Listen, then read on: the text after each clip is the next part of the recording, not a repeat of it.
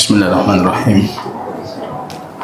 Assalamualaikum warahmatullahi wabarakatuh.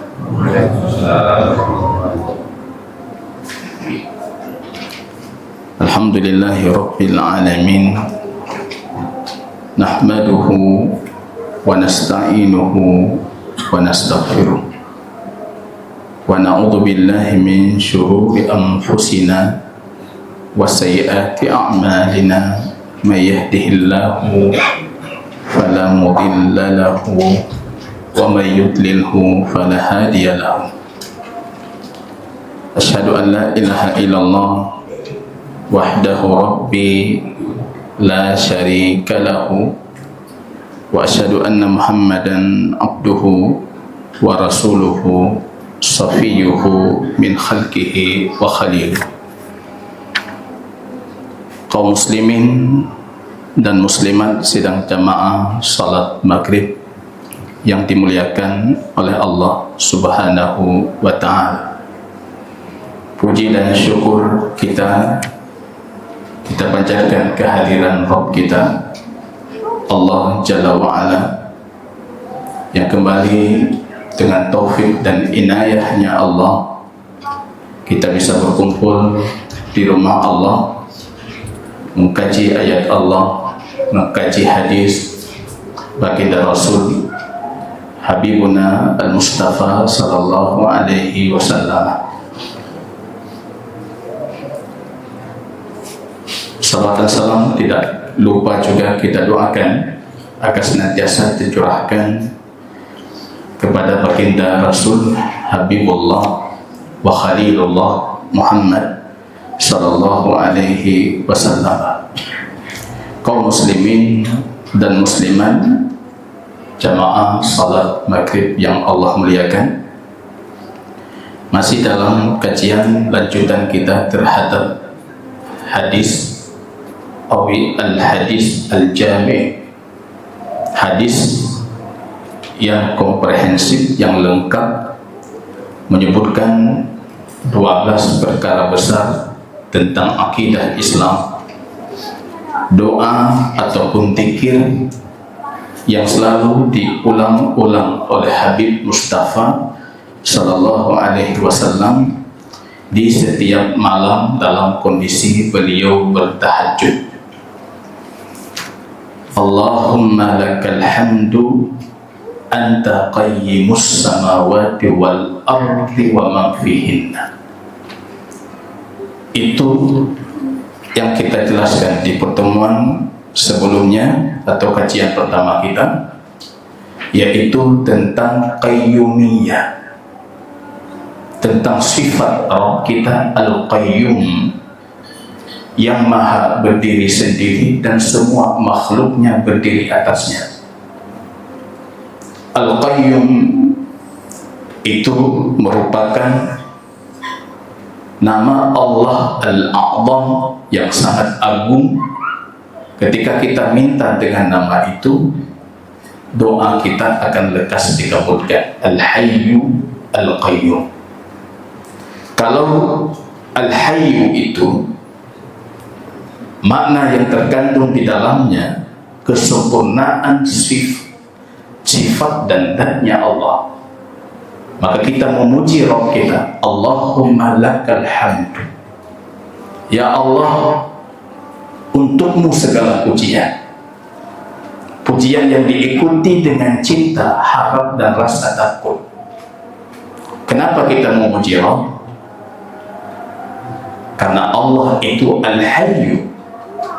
Dan kenapa kita memuji Rabb kita? Karena Allah itu Al-Qayyum, yang semua kebutuhan kita, semua urusan kita itu di tangannya Allah Subhanahu wa ta'ala. Itu qayyumiyahnya Allah. Saya pernah bertanya ke pegawai atau karyawan kami di sekolah. Ini pertanyaan saya, hipotesa saja, perumpamaan. Saya katakan, kalau sekiranya gajimu itu semua saya tanggung kebutuhan, puyang pilih lu tanggung, pendidikan anak, kesehatan anak, ini anak semuanya. Bagaimana antum atau anda bekerja, Ustaz? Ustaznya lagi nggak hebatin Ustaz. Anda bisa, Ustaz juga. Saya balik lagi. Kita lupa kalau Rabb kita itu Al-Qayyum. Al-Qayyum. Kita lupa Allah itu Al-Qayyum, yang semua kebutuhan kita itu di tangannya. Semua urusan kita di tangannya. Allah minta sedikit saja dari waktu kita. Kita nggak mau memberikan itu. Kita lupa kalau Allah itu Qayyimus samawati wal ardi wa ma fihinna. Semua makhluk di langit dan di bumi, di antara keduanya, tidak berdiri dengan kehendaknya, tapi semuanya berdiri dan bergantung kepadanya. Jadi kalau kata Imam Ibnul Qayyim, kalau betul kalian tahu bagaimana cinta Rabb kalian kepada kalian, kalian akan meleleh dengan cintanya. Meleleh. Kalau kita tahu bagaimana cinta Rabb kita kepada kita, meleleh. Anda tahu saja Allah itu Al-Qayyum, udah kita meleleh. Bahkan yang lain lumpegah meleleh, dipahami oleh ibu-ibu melebur. Ya, kena akidah kita ini melebur dengan Tuhan.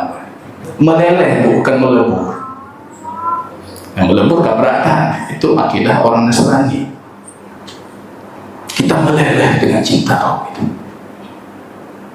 Udah selesai masalah kita, jawab. Itu kalau satu kalimat yang kita potong dari dzikir Rasul tadi. Bagaimana ini kelanjutannya? Bagaimana halnya kalau Rabb kita itu, untuk kita orang beriman itu, bukan cuma memberikan pemeliharaan seperti pemeliharaan makhluknya yang lain, tapi pemeliharaan yang sangat khusus, hidayah, yang memasukkan hidayah ke hati kita, yang memasukkan cahaya iman ke hati kita itu kita orang beriman. Kalau makhluk Allah itu rububiyah ammah, semua di bawah kehendak Allah, semua Allah yang mengatur, semua Allah yang mengawasi, semua Allah yang memberikan mereka rezeki. Tapi kita orang beriman itu ada rububiyah khasah, qayyumiyah khasah. Allah berdiri dengan kita bukan seperti berdiri dengan makhluk secara umum, tapi khusus. Khusus. Takut kita? Nggak takut. Oh ya udah. Allah. Datang orang menakuti kita, takut kita? Hanya Allah. Saya yakin itu. Famshi bi'ayunina, kata Allah. Jalanlah kamu, dan kamu di bawah pengawasanku. Jalan. Qayyumiyah khasah, hanya untuk orang beriman. Orang menegakkan tauhid, menegakkan sunnah, itu Allah berikan qayyumiyah khasah. Itu yang lanjutan hadisnya. Itu poin kedua. Dipuji sekali lagi oleh Nabi, walakal hamdu, ya Allah, bagimu segala pujian. Kenapa? Anta nurus samawati wal ardi wa ma fihinna. Engkau cahaya langit dan bumi dan antara keduanya. Ini yang kalau dipahami kajian malam ini, saya rasa Anda itu patut berubah, dan saya juga seperti itu, harus berubah. Kalau Anda memahami tentang Rabb kita itu punya nama Allah itu An-Nur, yang maha bercahaya. Nur yang fisik, nur cahaya. Semua cahaya langit dan bumi sumbernya Allah, ataupun nur yang maknawi, yang asal, nur hidayah, nur iman, itu juga sumbernya Allah. Allah itu punya nama An-Nur. Kenapa kita memuji Allah dalam zikir Rasul ini? Karena Allah itu nurus samawati wal ardi wa man fihin. Allah itu cahaya langit dan bumi.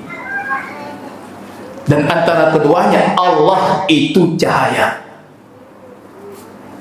Rasul ketika Isra Mi'raj ditanyakan oleh para sahabat, "Atara rabbaka ya Nabi Allah?" Engkau melihat Allah? Nurun, kata Rasul, anna ara. Cahaya, bagaimana aku bisa melihatnya? Musa meminta kepada Rabbnya supaya imannya lebih yakin untuk melihat Tuhannya. Ketika Allah izinkan untuk dilihat oleh Musa, fatajalla rabbuna, rupanya gunung itu lebur, hancur dengan cahayanya Rabb kita. Dalam satu hadis baginda Rasul mengatakan, "Lau kasyafa rabbuna," kalau Allah menyingkap cahayanya, maka sejauh timur dan barat itu hangus terbakar. Wallah, ini nikmat yang luar biasa. Nikmat yang luar biasa jamaah, dan ini akidahnya ahli sunnah. Di hari kiamat rupanya Allah tetapkan untuk kita keabadian. Seharusnya mati melihat Allah, tapi Allah sudah tetapkan kalian abadi. Maka melihat Allah itu menjadi nikmat yang paling besar di dalam surganya Allah. Segala yang pernah Anda lewati di dunia, dari kegumuman, kegelisahan, kesedihan, kesakitan, itu semuanya hilang ketika Anda melihat Rabb kita Allah. Itu nikmat yang luar biasa itu. Kita sayang dengan saudara-saudara kita Mu'tazilah, Neo Mu'tazilah, yang hari ini banyak pemikiran mereka tersebar di kampus-kampus kita. Mereka meyakini Allah tidak bisa dilihat. Kalau kata Imam Syafi'i, yang pegah hanjit kalan bahbu be kalan. Hanjit kalan, be kalan juga. Bahbu kamu yang jijik kalan mantan. Allah nggak bisa dilihat. Padahal itu nikmat paling besar. Nanti dalam hadis sahih Allah bertanya kepada penduduk surga, "Sudah aku sempurnakan nikmatku?" Semua penduduk surga mengatakan, "Ya Rabbi, apalagi?" Sudah sempurna. Dia berpikir sudah selesai. Rupanya baru Allah singkap hijabnya. "Satarawna rabbakum kama tarawna hadal qamar la tudhammu fi ru'yatihi." Dalam satu riwayat dengan tasydid, "La tudhammuna." Kalian tidak berdesak-desakan ketika melihat Rabb kita, dan kalian tidak dibatasi dengan awan. Terang menderang seperti kalian melihat bulan purnama di malam yang tidak ada awan dan tidak ada yang menutupi. Begitu kita akan melihat Rabb kita. Itu akidah ahlu sunnah. Ahlul hadis mengimani, Asy'ariyah pun mengimani. Walaupun Asy'ariyah tetap mengimani melihat Allah, cuma bukan ke atas kata mereka, bukan watir hawasi nyahu mentanya baru nyahu. Rasul mengatakan, "Katarawna hadal qamar," seperti kalian melihat bulan itu. Dan kalian bulan diu, karena kalian lam'i bulan. Seperti kalian melihat bulan itu. La tudhammuna fi, itu nikmat paling besar. Faman zuhziha 'anil nari faqad faz. Yang dibebaskan dari neraka dia beruntung. Imam Zamakhsyari, salah satu a'imah Mu'tazilah, dalam tafsirnya Al-Kasyaf, ketika menjelaskan ayat itu beliau mengomentari mengatakan, "Ma'a'dhama hadhihi," itu nikmat paling besar, yaitu masuk surga. Kita yang baca tertipu, kita berpikir betul itu nikmat paling besar. Padahal yang maksud beliau nggak ada lagi nikmat setelah itu, yaitu melihat Allah.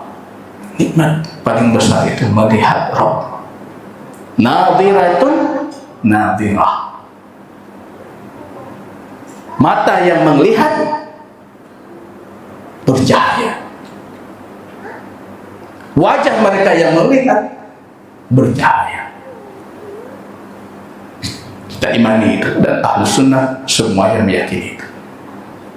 Nur, dan nama Allah An-Nur. Kita nggak pernah jumpa kaum muslimin yang memberikan nama anaknya Abdun Nur, hamba yang maha bercahaya. Boleh dinamakan itu Abdun Nur. Semua nama Allah bisa dinisbatkan ke hambaan. Abdun Nur, yang maha bercahaya, hamba yang maha bercahaya. Allah nur samawati wal ardh. Nur ini baik yang bersifat hissi. Hissi itu cahaya matahari dari mana? Allah. Cahaya bulan dari mana? Allah. Semua cahaya yang ada di langit atau ada di bumi atau antara keduanya dari mana? Allah. Dan nur yang kedua itu nur maknawi. Kayak ini yang sering kali disebutkan dalam Al-Quran. Basyiran wa nadhira, da'iyan ilallah wa sirajan munira. Rasul itu cahaya Allah. Kitab Al-Quran yang kita pegang itu cahaya Allah di bumi. Orang-orang saleh yang mengajak kepada kebaikan, cahaya Allah di bumi. Dalam hati kita, semua orang beriman itu ada cahaya Allah. Tinggal cahayanya seperti apa itu. Karena bi penyaculan BO cahaya. Terkemayang cahaya kecil sekali. Hatinya gelap. Nanti baca nanti Quran surat An-Nur 35. Satu surat dalam Al-Quran justru Allah namakan An-Nur, surah cahaya. Ayat 35. Ayat itu jadikan dalam dada kita selalu. Itu permisalan yang sangat hebat yang Allah sebutkan kondisi hamba dengan cahaya Allah. Apa kata Allah? Allah nurus samawati wal ardh. Ini namanya masal. Masal itu perumpamaan, permisalan. Quran itu 4 jemaah. Khabar, hukum, kisah, masal. Khabar, tugas kita imani. Patih itu. Tanya-tanya, kalau hukum, kalau itu perintah, lakukan. Fattaqullah mastata'tum. Lakukan sesuai kemampuan. Kalau itu larangan, itu nggak ada hubungan dengan kemampuan, karena larangan itu tinggalkan. Jangan berdalih saya tidak mampu, ya tinggalkan. Gue kubah, mampu. Gue kubah kan? Baik kepubut, gimana mampu? Nggak ada hubungan dengan kemampuan. Tinggalkan. Kisah, qasasul Quran, kisah. Ambil ibrahnya, ambil ibrah kisah Quran. Banyak sekali. Saya di sekolah mengajari ilmu tafsir. Saya katakan itu, coba jumlah kalian berapa? 35 orang. Coba masing-masing satu kisah dalam Quran, tidak boleh berulang. Rupanya 35 siswa itu langsung bisa mengucapkan kisah, satu kisah. Balik lagi, saya balik lagi. Dibalik 3 tu ambil dong kisah Quran. Begitu banyaknya kisah Quran. Kisah lampau, kisah zaman Nabi, kisah akan datang, kisah manusia, kisah para nabi, kisah para sahabat Nabi, kisah binatang. Semua kisah itu ada dalam Quran. Kadang-kadang kita bingung dengan kaum muslimin yang hanya bahan berkisah untuk anaknya. Anak tidak pegang, dia tidak pegang. Kisah Quran, ratusan kisah, anak tidak pegang. Nggak ada kisah itu. Akhirnya kita beralih ke dongeng-dongeng, cerita-cerita fiktif. Kalau ada muatan nilai dan pelajaran, ya fiktif. Kenapa kita tidak berdalih dengan kisah-kisah Quran? Kemarin kami di SMIT, khatibnya siswa dipegang cerita seorang siswa macam-macam panjang, ambil khutbah ngentap cerita. Selesai itu saya tanya, kamu dapat cerita itu dari mana? Laga belum ceritain. longkaran terus supaya menyentuh mereka untuk giat belajar. Saya nasihati, khutbah itu bukan untuk hal seperti itu. Kisah Quran banyak, kenapa nggak diambil satu? Kisah hadis ratusan, kenapa nggak diambil satu? Itu kisah waqi'iyah, hakikiyah, terjadi dan pasti benar, dan ilmu yang terkandung pun pasti benar. Benar itu. Oh, baik. Sehingga kisah Quran pekan-pekan kalau kita. Memang aneh, di abad kedua Hijriah itu ada namanya profesi qasasun, para ahli kisah. Mereka penyebab banyaknya hadis palsu hari. Selesai salat seperti ini itu di zaman Imam Ahmad, di zaman Imam Syafi'i, di masjid-masjid Kufah, di masjid-masjid Basrah, selesai salat wajib itu para ahli kisah itu langsung berkisah. Kerja mereka seperti pengamen, selesai berkisah mereka memungut sedekah, lagi pengamen roh, nyawa kisah. Tapi mereka banyak membawa kisah-kisah palsu, meriwayatkan dari imam-imam hadis. Ada satu kejadian di Masjid Kufah, Imam Ahmad duduk dalam saf jamaah. Tiba-tiba pengkisah ini mengatakan rawahu Ahmad.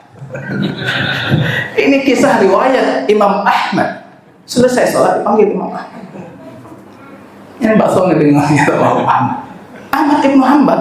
Ya, Ahmad Ibnu Hanbal. Saya Ahmad Ibnu Hanbal. Pikirin orang kira Ahmad Ibnu Hanbal.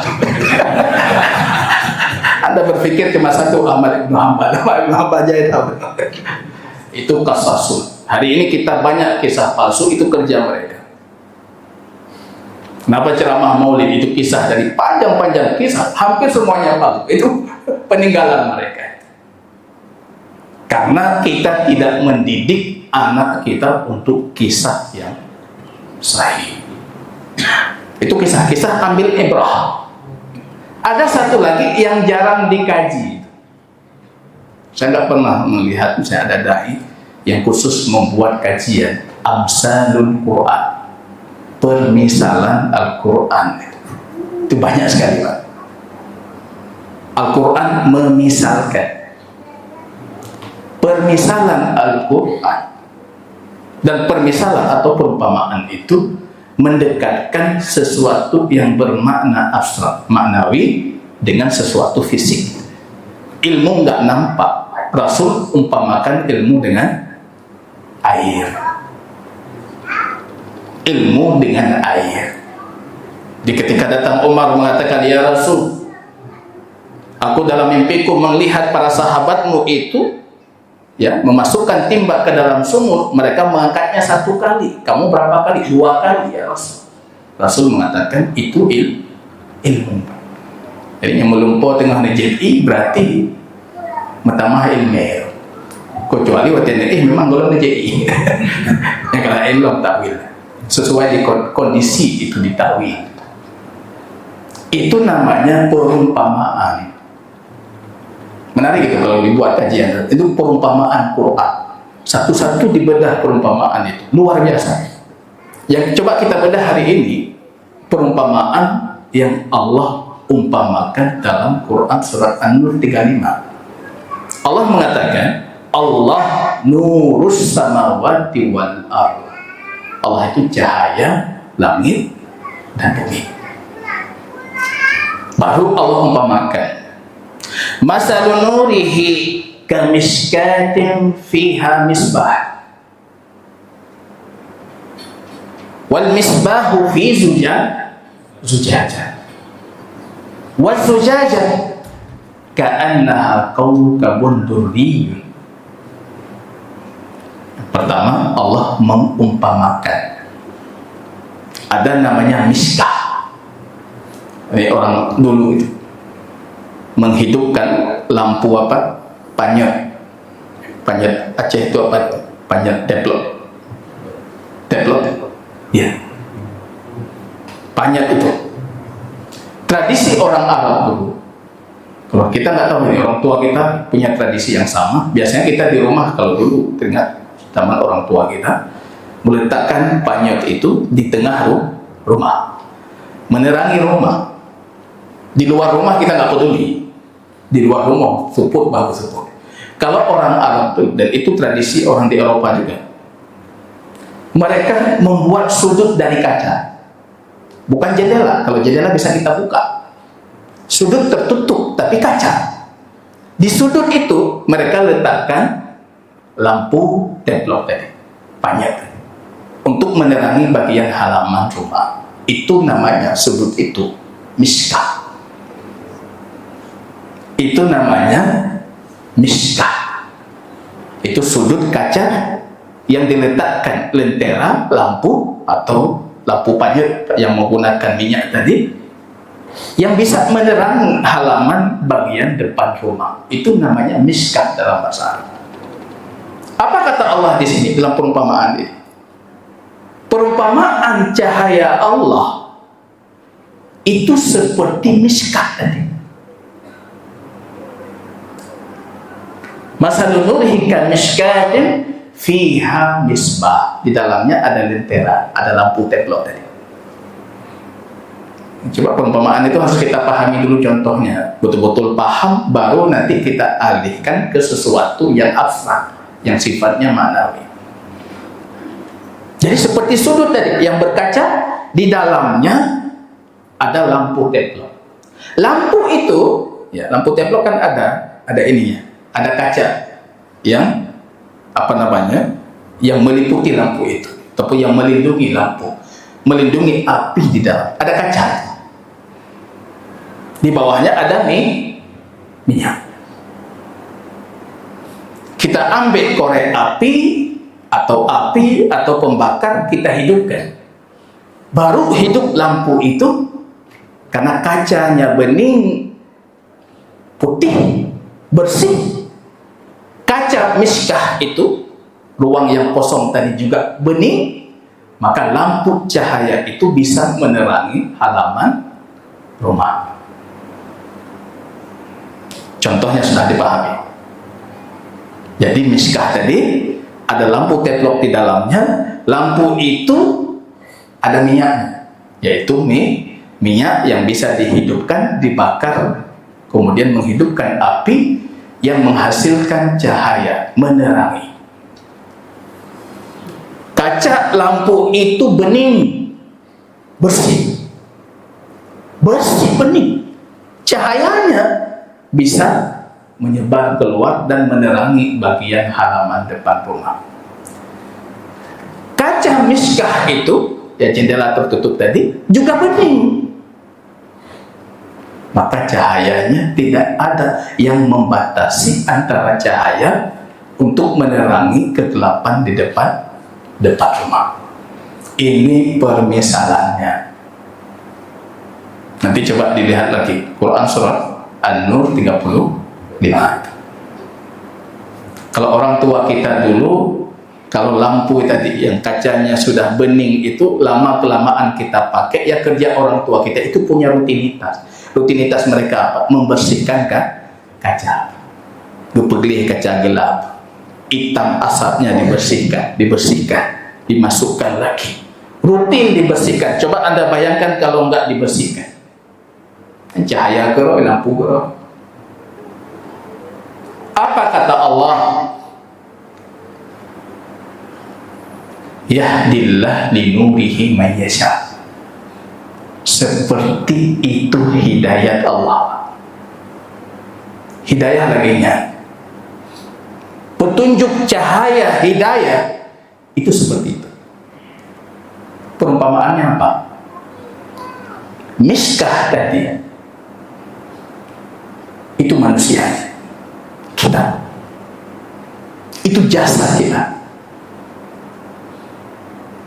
Dalam miskah itu ada lampu api yang dibakar menghasilkan cahaya.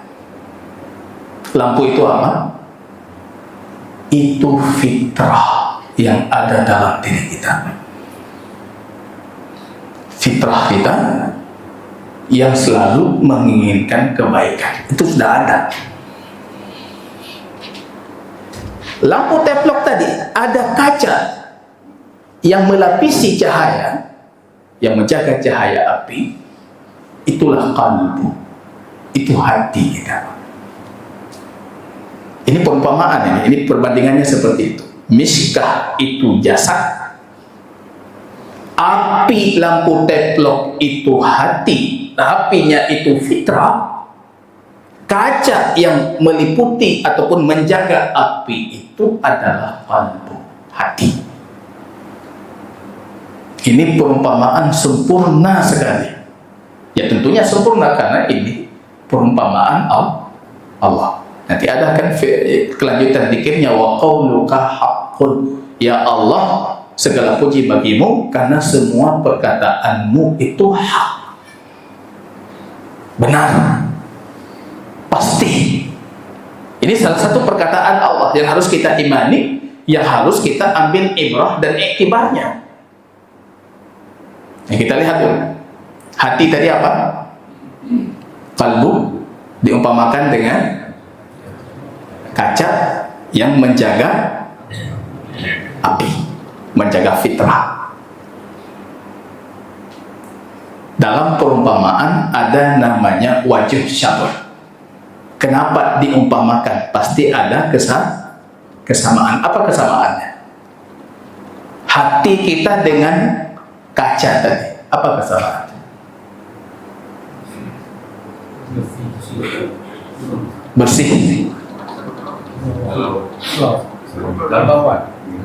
berkilau.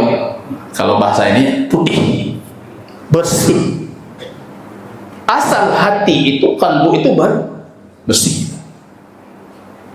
Dalam satu hadis Imam Muslim, setiap satu dosa Allah titikkan satu nota hitam. Berulang dosa Allah titik. Rupanya kalla barwal, rupanya hatinya jadi gelap. Tertutup dari cahaya petunjuk Allah. Tapi kalau kita setiap berdosa astagfirullah wa atubu ilaih, astagfirullah wa atubu ilaih, itu satu titik bersih, satu titik bersih, satu titik bersih. Persis seperti nenek kita di kampung yang membersihkan kaca itu setiap berasa dipegling. Itu kesamaan pertama, sama-sama putih. Yang kedua, kata para ahli tafsir, sama-sama riqah. Riqah itu apa namanya? Riqah itu ya kaca, mudah berpecah. Nggak ada yang aman dengan hati, nggak ada aman. Kita berpikir udah beriman luar biasa, bantu pun karena malamnya masya Allah dengar kajian bantau orang KB belanja kamu kalah tengok, hati kita lemah seperti kaca. Yang kedua atau yang ketiga kata para ulama, wajah syabahnya, kesamaannya, hati kita itu kokoh, kaca itu kokoh. Kaca miskah itu kaca yang kokoh, Pak. Sekokoh-kokohnya kaca, tapi ya kaca kokoh. Kalau hati kita kokohkan, hati kita sangat kokoh dalam ketaatan, sangat kokoh ketika berhadapan dengan maksiat. Itu tiga kesamaan tadi. Dalam lanjutan ayat, apa Allah katakan? Az-zujajah ka'annaha kawkabun durriyun. Beningnya kaca itu dan putih bersihnya cahaya yang dihasilkan itu seperti bintang langit yang sangat bercahaya. Jadi Anda bayangkan itu, kalau bersih kaca, lenteranya bersih, api yang dihasilkan cahaya, di luar halaman kita pun bersih, hilang kegelapan itu. Seperti cahaya benda-benda langit yang sangat kuat, di cahaya matahari, seperti cahaya benda-benda langit yang sangat hebat. Tapi kalau udah kotor, udah meredup, maka cahaya yang dihasilkan pun redup. Nanti belajar hadis long heboh kaji. Di kajian kita di Kuba, saya sampaikan hadis Rasul, nadarallahu imra'an, Allah memberikan cahaya bagi wajah mereka yang belajar hadis. Baru heboh belajar dia tanya, Ustaz, ada putih ke muka? Heboh hadis putih mukanya maka. Para ulama kita mengatakan kita bisa melihat cahaya itu di wajah-wajah orang beriman. Dan kalau kita duduk ini, Masya Allah, dengan jamaah kita saleh, hanadir cahaya. Coba Anda duduk dengan orang awam yang tidak mengenal majelis ilmu. Hampir semua mereka mengatakan, kok beda Ustaz? Wajah si fulan dengan si fulan. Kok wajahnya tutup? Kok ini Ustaz? Sangi melain wajah orangnya. Kita ini gak nampak karena memang ini bercahaya semua. Berat cahaya orang kagak bila belum. Tapi kalau kita duduk dengan orang yang tidak sholat, tidak ini, Anda bisa lihat langsung sampai bedakan itu. Ini ada cahaya di wajahnya. Dan itu bagian dari cahaya yang Allah titipkan. Itu ada itu. Sampai hari kiamat nanti ada itu. Cahaya wudhu kita. Ya, dalam hadis, Ghurran muhajjalin yub'asuna yaumal qiyamati ghurran muhajjalin. Kalian nanti di hari kiamat akan dibangkitkan dalam kondisi bercahaya, yaitu anggota wudhu tadi. Dan cahaya itu yang membuat baginda Rasul bisa mengenali umatnya. Langsung tahu itu umatku, yang kan umatku. Itu yang dijadikan dalil oleh Imam Ahmad, kufur mereka yang meninggalkan salat. Kenapa? Ya karena mereka tidak punya cahaya, tidak berwudu. Kalau mereka tidak punya cahaya, Rasul tidak mengenali mereka sebagai umatnya. Cahaya itu ada, nggak bisa kita nafikan, itu ada. Cahaya dalam hati itu ada, cahaya di wajah itu ada, nggak bisa kita nafikan itu. Dan itu semuanya dari cahaya Allah. Az-zujajatu ka'annaha kawkabun durri yukadu min syajaratin mubarakatin zaitunatin la syarqiyatin wala gharbiyah. Itu ayat yang rakaat kedua dibaca oleh imam tadi. Wattini wazaitun, Allah bersumpah dengan zaitun. Rupanya kata Allah, minyak itu yang di dalam lentera tadi itu bukan minyak biasa, tapi minyak zaitun. Minyak zaitun yang mubarakah. Sifat minyak zaitun itu ada berkah. Dibaca kitab Imam Ibnu Qayyim Ad-Dawa Dawa, ya, dan banyak karya-karya para ulama tentang tib nabawi bagaimana manfaat minyak zaitun. Itu ada berkah. Ada berkahnya. Berkah itu ada kebaikan di dalamnya ataupun bisa menghasilkan kebaikan yang banyak, kesehatan, kesubuhan dan macam-macam. Di situ rupanya ada titipan Allah. Rupanya ayat ini berkaitan juga dengan pertanian, la syarqiyatin wala gharbiyah. Kalau Anda ingin menanam pohon zaitun, jadi tanam jangan mengenai matahari yang terbit pagi, dan jangan sampai dia sama sekali tidak mendapatkan sinar matahari, maka akan menghasilkan zaitun terbaik dan minyak terbaik. Ini beda dia dulu. Anda cari tempat yang la syarqiyatin wala gharbiyah, yang matahari terbit itu tidak mengenai langsung, tapi jangan juga dia tidak sama sekali memiliki atau mendapatkan cahaya matahari. Apa kata Allah itu? Yukadu min syajaratin mubarakatin la syarqiyatin wala gharbiyah yakadu zaituha yudhi'u walau lam yamsashu nar. Saking bening bercahayanya minyak zaitun itu, belum dibakar pun seolah-olah lentera itu sudah bercahaya. Ini kita pahami dulu. Ini permisalannya. Api yang membakar lentera tadi, lampu teplok itu adalah wahyu Allah. Kalau fitrah Anda itu bercahaya, berkumpul dengan cahaya wahyu, maka Allah katakan dalam kelanjutan ayat, nurun ala nur. Itu cahaya di atas cahaya. Kalau hati kalbu kita masih salim, masih selamat, masih lurus, masih bersih, tanpa wahyu pun yudhi, dia hidup. Coba bayangkan betapa kotornya hati kita. Tak hafal Quran, kita pahami Quran, kita kaji Quran, tapi nggak bercahaya Pak, atau cahaya lemah. Padahal kata Allah itu kalau hati kita bersih, jangankan dibakar dengan wahyu, tanpa dibakar pun dia udah bercahaya. Yudhik wa illam tamsas nar, walaupun tidak tersentuh api, udah bercahaya tanpa tersentuh api. Kalau tersentuh api, nurun ala nur. Begitu cahaya Allah. Saya akhiri mungkin karena waktu, akhiri dengan satu hadis dari baginda Rasul, hadis sahih. Rupanya jauh sebelum Allah menciptakan makhluknya. Wa khalaqa khalqahu fi dhalmah. Allah menciptakan makhluknya dalam kegelapan. Wa rasya nurah. Kemudian Allah percikan cahayanya. Yang mendapatkan cahaya itu maka dia mendapatkan hidayah. Yang tidak mendapatkan cahaya itu maka dia dhalla, tersesat dan terus dalam kegelapan. Jangan pernah kita berpikir Allah asal-asalan ketika memercikan cahaya. Gala-gala menanam tentu yang kena, bukan. Maka di ujung ayat ini apa kata Allah? Yahdillah li nurihi may yasha wa yadribullahu al-amsala lin-nas wallahu bikulli syai'in alim. Allah Maha mengetahui segala sesuatu.